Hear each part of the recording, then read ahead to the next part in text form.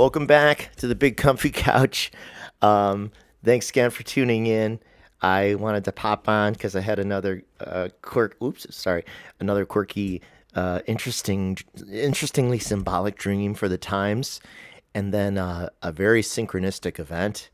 Strange and funny. I think you'll agree. And I'll begin with Squirrels update. A Squirrels update for those of you keeping track of that here. Ellie the squirrel has not been seen in some time. Um, I'd say it's been at least 3 or 4 months now. So perhaps she has left us now. It's hard to say. Um, she I was telling a friend the other day, in some sense, she helped get us through COVID here on this block because I've never come across a squirrel like that before, where it would literally, she literally befriended the neighborhood, like would crawl up your leg to get a peanut. Or the time she woke me up from a nap on the porch, I was napping on the porch and she jumped on my legs to get peanuts. And I took so many pictures of her, just basically crawling up my body or crawling up my torso while I was sitting in a chair with my legs stretched out to get peanuts, because she was so funny and so relentless. And what gives me some comfort is I think that her progeny, her kids, have been coming around for some time. And there's one in particular now that is getting more used to the sound of my voice. Sorry, my nose is suddenly itchy. That is getting used to the sound of my voice and coming closer to the door when I open the door for peanut to give peanuts. And so I put peanuts out every day along with the bird seed, and the cardinal has been a regular visitor too. That's for you, Fran. And this one squirrel, which I haven't named, now when I sweet talk to him or her through the door, it pauses and even does the thing where like they bring their hand up like almost like, oh, how I'm a shy little squirrel, you know.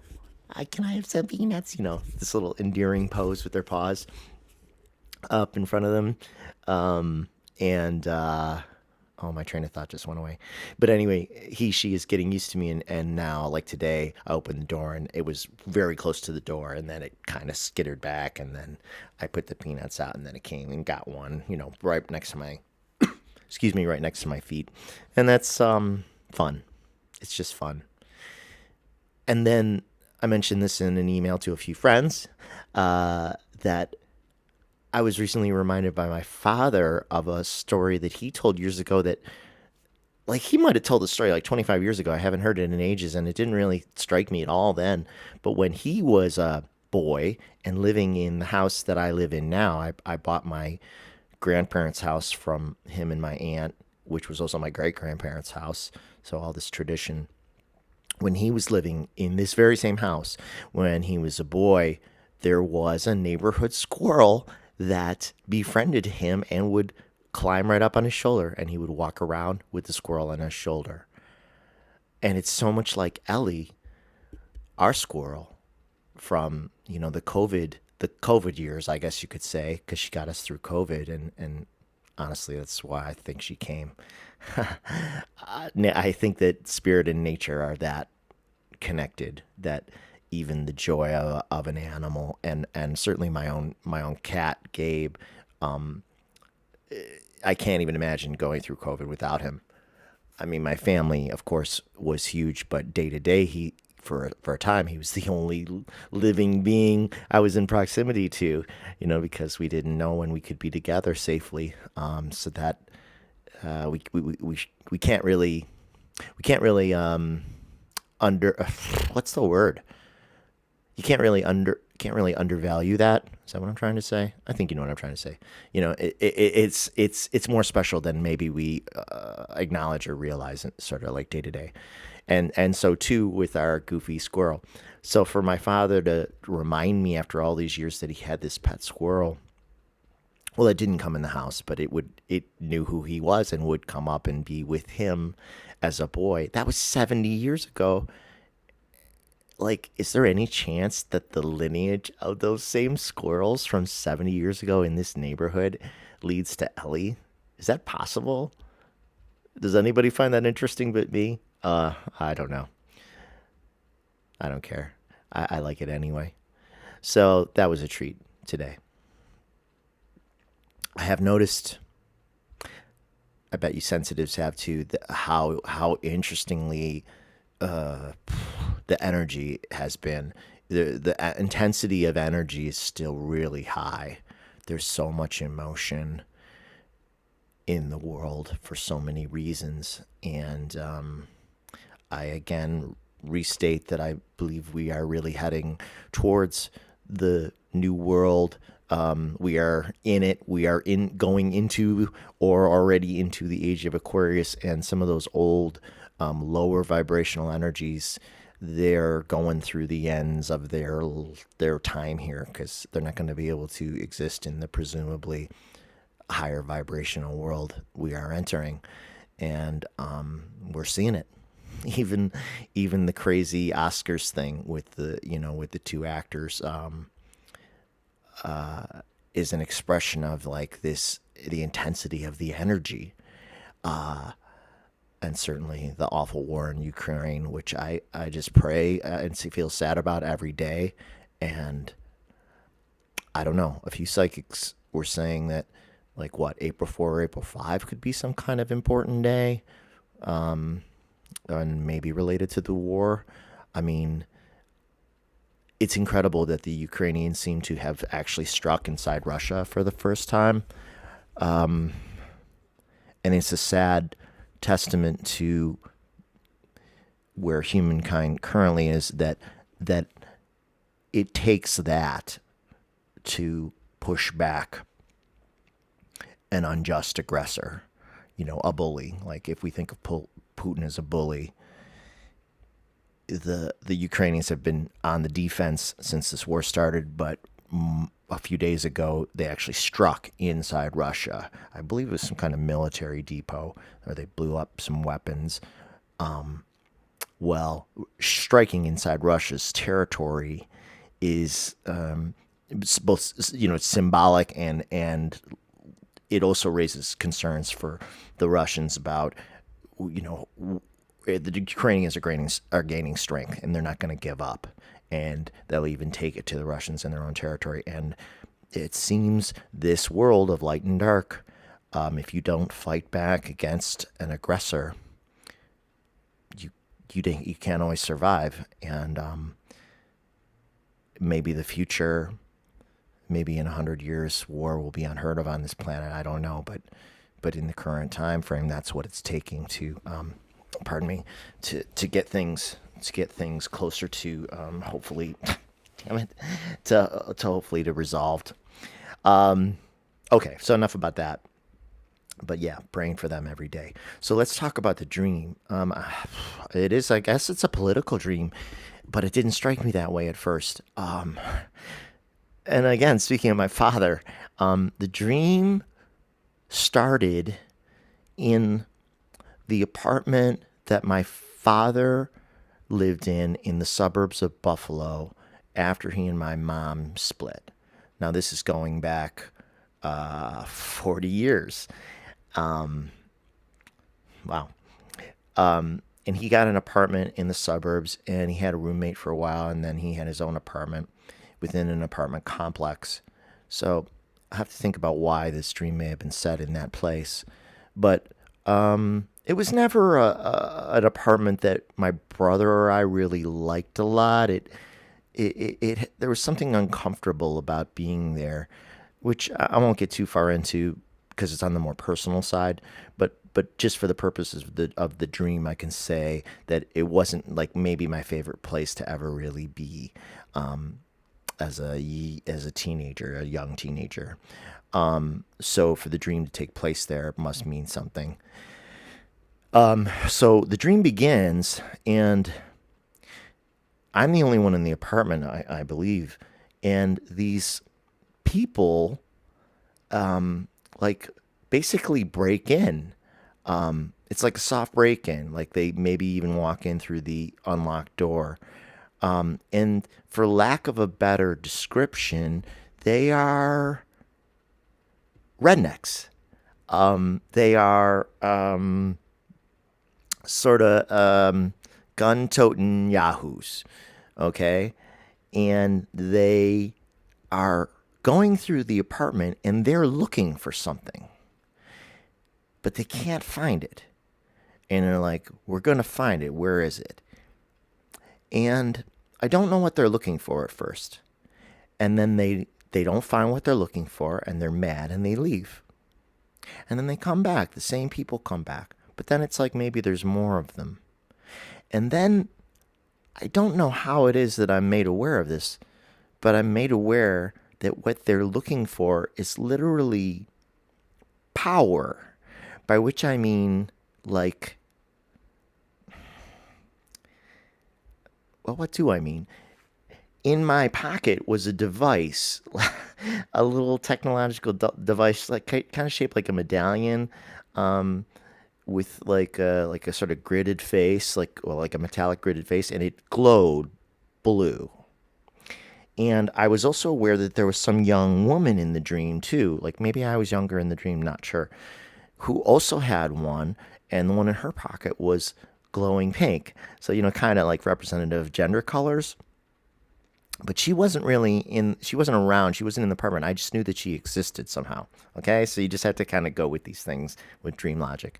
So I have this thing in my pocket, and it is literally power, by which I mean almost like spiritual power or sacred power or something mystical, something divine, almost divine. But these rednecks who have come into kind of go through the apartment to kind of ransack the apartment, they crave power, like somewhat literally and figuratively. Like they want to be powerful, but they don't even know really what they're looking for. They don't even know that this thing is the power. And even if they found it on me, they don't even think to search me, because maybe they don't know what power is. Real power, as opposed to facades of power in this physical world.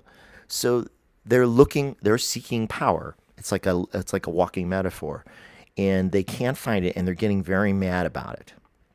And then I know that I have it in my pocket, quite literally, again, like a figurative pun, like a literal pun. I don't know, one of those. The glowing blue object, the medallion, kind of, but more like a little pot, almost like a button. Anyway, so when they don't get satisfaction, they leave a few times and they come back a few times. And when they don't get satisfaction, instead, they decide to take everything physical from the apartment. And then, not just from that apartment, but from every apartment in the complex.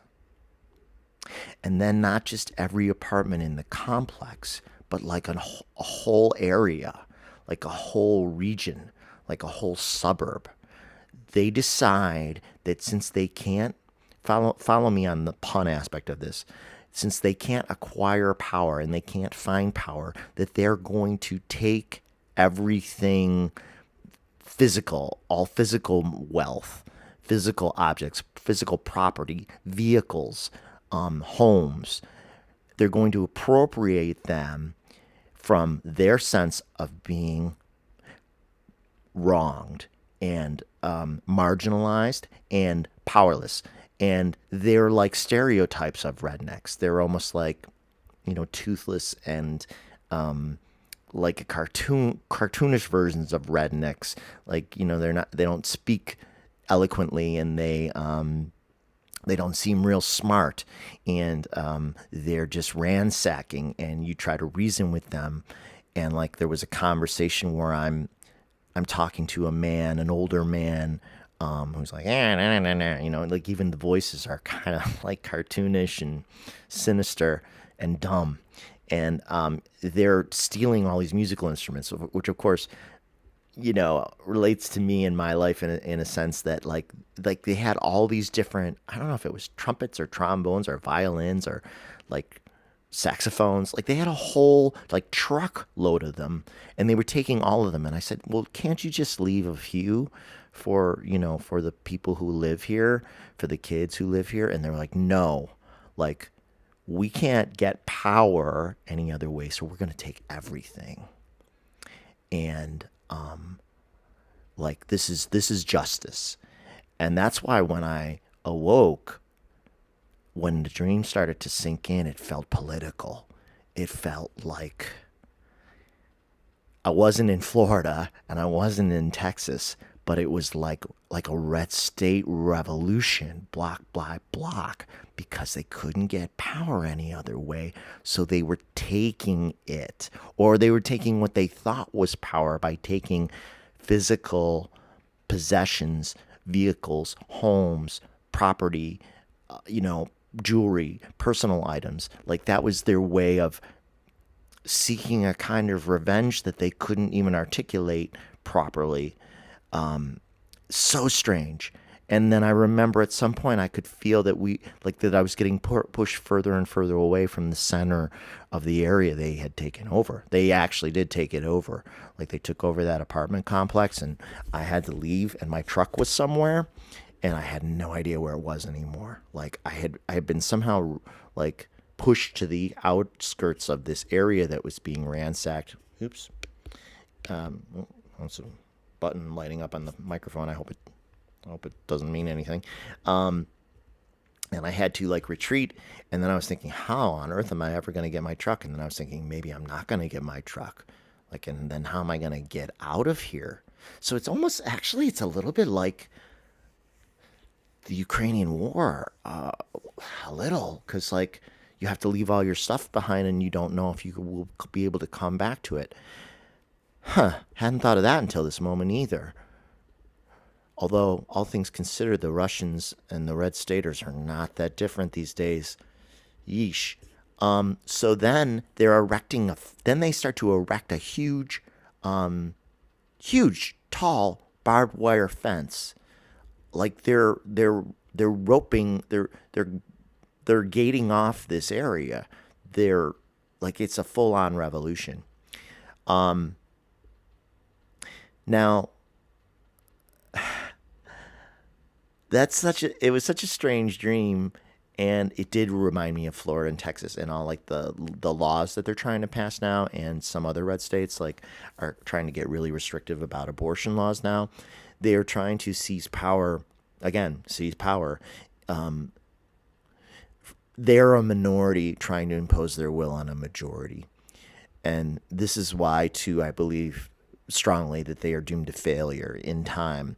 But that doesn't mean in the short term that there won't be, these disturbances, so to speak.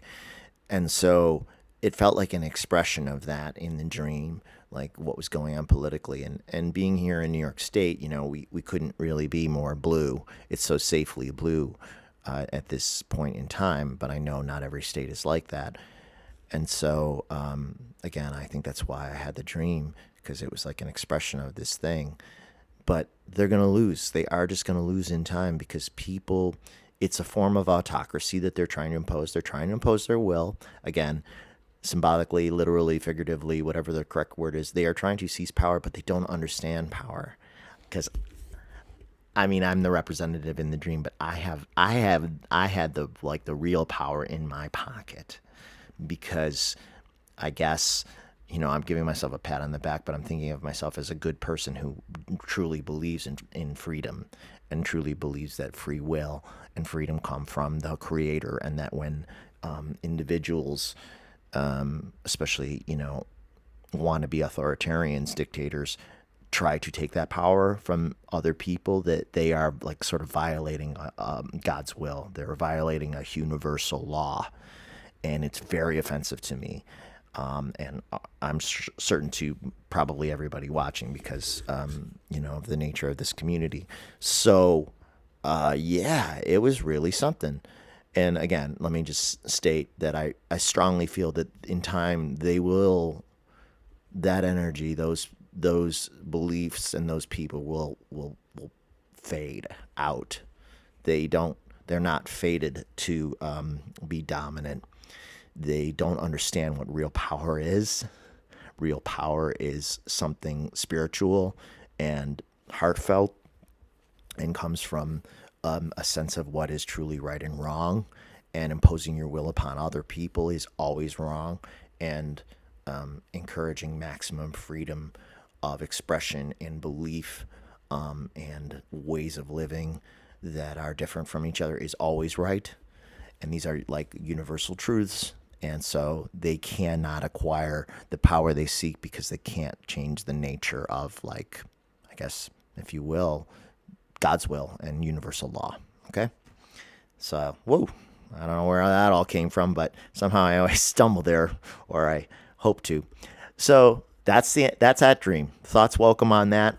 It was very different than other dreams I've had in some of the strangely symbolic nature of it. And the young girl who apparently had the pink power medallion in her pocket, I never saw her again after the beginning of the dream. And I guess in some ways you could say, like, she sort of represented feminine spiritual energy, and maybe in the dream I was like representing male spiritual energy since we had the blue and the pink. I don't know. But the rednecks were looking for the power, but they didn't even know where to look for it, and they couldn't find it, and they couldn't get it any other way than by stealing physical things. But physical things are just physical things. They can be replaced. But what's in your soul is irreplaceable. Our souls. So, now, a strange synchronistic event in my life, which, again, feedback most welcome. I don't know what to make of this at all. Do you remember, if you watch me regularly, I did a video, it's 4 or 5 videos back, where I had, pardon me, but it's true, I had 4 nights in a row of dreams about ex-girlfriends, okay? They were not salacious dreams. They were just dreams in which ex-girlfriends appeared. And they happened to be, I guess you could say, maybe the 4, big relationships I've had in 35 years, okay? So to have them back to back to back was interesting, and strange. And then also some of those exes were in contact, like the days before and after I had the dreams. So my life gets so synchronistic sometimes that it's just like, wow, what is going on? Truly, I'm both astounded and humbled often by these synchronicities. So, so that's the setup from what I'm about to tell you. Okay, the 4 nights in a row of dreams about ex-girlfriends. Now, I didn't mention any of the names, and I won't. But for the sake of what I'm about to tell you, let's just say that the four nights in a row of dreams were A, B, C, and D names. So let's say it was Abby, Barbara, Candy, and Dana. Okay, I won't remember those in a minute. Okay, so A, B, C, D, girlfriends, right? In real life, last night, I met a woman for our first date, and her first name happened to be B, meaning corresponding to the second girlfriend. So that would be like she would be the Barbara, like, so Abby, Barbara, Candy, Dana. So her first name was Barbara, like an ex-girlfriend of mine from the past. But here's the thing. I hope she doesn't see this. She looks a little like girlfriend C, the third one, Cassandra. But not just that, but her last name is Cassandra. So her name is Barbara Cassandra. She has the first name and last name, which correspond to the first name and first names of two of my ex-girlfriends who I dreamt about on consecutive nights not long ago. What the heck is that? How weird is that? So it's like she has two first names. This woman I just met. Should I even post this? I mean, um, I didn't tell her when she told me, because what do you say? And we were talking about some pretty funny and strange metaphysical things along the way, because I don't hide that aspect of my belief system. And there were even synchronicities during our date. For example, we were talking about music, and we were talking about Amy Winehouse, who I love. And wouldn't you know that on the PA system of the bar, an Amy Winehouse song came on, and I just pointed up and I said, "See," and this happens all the time to me and probably to a lot of you. So I don't know what to do with this. What do you do with the information that a person that you just had a date with, her first and last name correspond to two first names of two significant ex-girlfriends? Wow. That's so weird. So again, as I sometimes say, welcome to my welcome to my dreamy life, if it's even real. It's real, but you know what I mean. Maybe. Anyway, that's all I got for today. Comments, welcome. Jokes at my expense, welcome. I'm inviting it practically. You can't make this stuff up, which is why I relate it, because really the message that I repeat over and over again and is a major theme of my next book when I finish it. The book is called Life is Magic, and I believe that will be the fixed title. And what I propose in the book is that life is sort of impossible. And so there's no reason for us to be here, and there's no reason for us not to be here. There's no reason that there's a reason we were created, I believe. But like, it would have been just as easy for us never to have been created or never to have existed. Like, we don't understand how anything really exists. I mean, I know I'm really going rabbit hole here, so I apologize if it's a little too much for you. But I feel that reality is inherently magical. I feel that there was a creator who was a single consciousness of some form and is a creative, artistic mathematician who designed a universe with these logical mathematical principles, but it runs on the magic of the creator existing at all. And the creator is such an impossibility that I feel the creator is inherently magical. Like, you can't get a created universe from a being that isn't essentially magical. So I'm proposing that everyday life is magical, or is literally magic. We exist in this beautiful and often bittersweet world of light and dark, and it is an incredible creation. Whatever the truth of reality is, it is a beautiful, beautiful place to live, and yet also the most incredible horrors happen here too, like these wars or these authoritarian urges from our fellow humans, these fruitless quests for power, this misunderstanding of what life is about, in my opinion, by many, and then also the incredible generosity and beautiful nature of so many people, the loving and kind and supportive and open and enthusiastic and inspiring generosity and loving nature of so many people who are like diamonds.